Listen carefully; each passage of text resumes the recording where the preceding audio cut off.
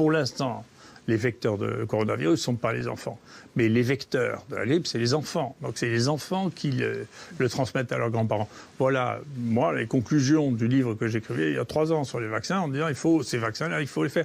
Après, il y a des vaccins dont on peut se demander, parce que les vaccins font partie de l'histoire. Il y en a qui n'ont plus d'intérêt. La variole, on l'a arrêtée dans les années 70. Il y a des vaccins qui n'ont plus d'intérêt, et il y a des vaccins qu'il faut renforcer, ou il y a des vaccins pour lesquels il faut changer la stratégie. Mais si vous voulez, je vois que c'était une idée fausse et je me suis trompé. J'ai fait un truc en disant on a le droit d'être intelligent. On a l'impression qu'on n'a pas le droit d'être intelligent dans ce pays. C'est-à-dire qu'on est forcément dans le camp des bons ou dans le camp des méchants. Il n'y a pas de nuance possible. Ouais, tout devient le symbole d'un côté ou de l'autre. Tout devient...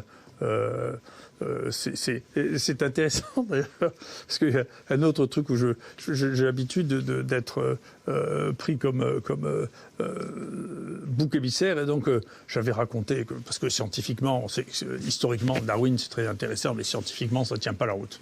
Donc moi j'ai écrit un livre là-dessus, tout le monde disait on ne peut pas dire ça, sinon ça veut dire qu'on est créationniste, qu'on croit à la Bible. J'ai dit attendez, il n'y a pas que 2 choses. Mais je suis content parce que pour la première fois dans Science, il y a eu un article sur les 150 ans du 2e livre de Darwin en disant mais putain, comment on peut faire un héros d'un type qui est raciste, sexiste, épouvantable.